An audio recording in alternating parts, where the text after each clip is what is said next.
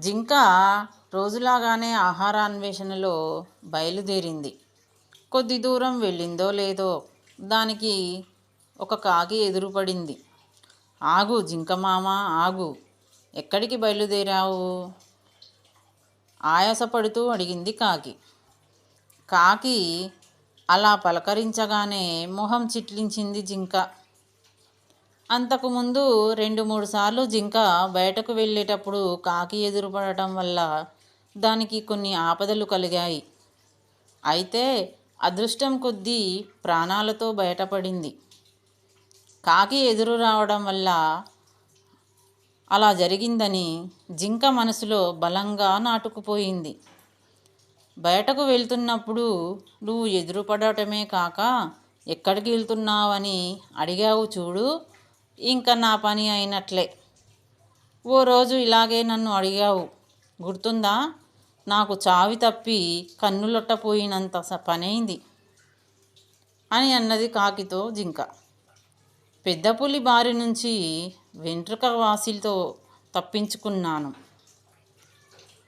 మరోసారి సింహం బారి నుండి త్రుటిలో తప్పించుకున్నాను. నాకెప్పుడూ ఎదురుపడవద్దని నీకు చెప్పాను కదా. మరి ఇప్పుడే ఆపద సంభవించనుందో ఏమిటో అంది జింక కోపంగా కాకి వైపు చూస్తూ. జింక మాటలకు కాకి చిన్నబుచ్చుకుంది. తన పైన అది ఏర్పరచుకున్న అభిప్రాయానికి మనసులో బాధపడినా తను తెచ్చిన వార్త మాత్రం దానికి తెలియపరచాలనుకుంది.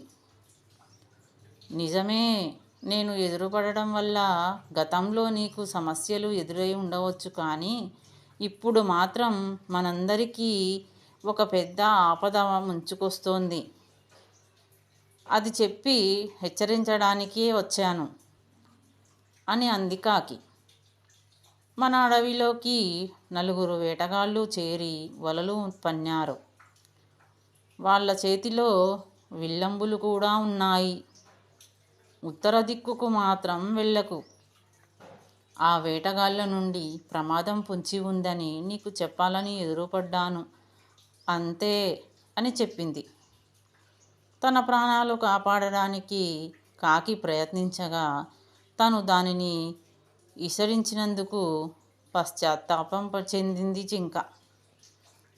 కాకి తనను హెచ్చరించకపోయి ఉంటే తాను ఈరోజు తప్పకుండా వేటగాళ్లకు చిక్కేదే. నా మాటలతో నిన్ను బాధ పెట్టినా అది మనసులో ఉంచుకోకుండా నా ప్రాణాలు కాపాడాలని చూశావు. నన్ను క్షమించు అంది జింక మనస్ఫూర్తిగా. దానికి కాకి తేలిగ్గా నవ్వేస్తూ, మనలో మనకి క్షమాపణలేమిటి జింక మామ, మనమందరము ఒకే అడవి బిడ్డలం కదా, ఒకరినొకరు రక్షించుకోవాలి, మరి మిగతా వాటిని కూడా హెచ్చరించాలి అని చెప్పి ఎగిరిపోయింది రివ్వున కాకి.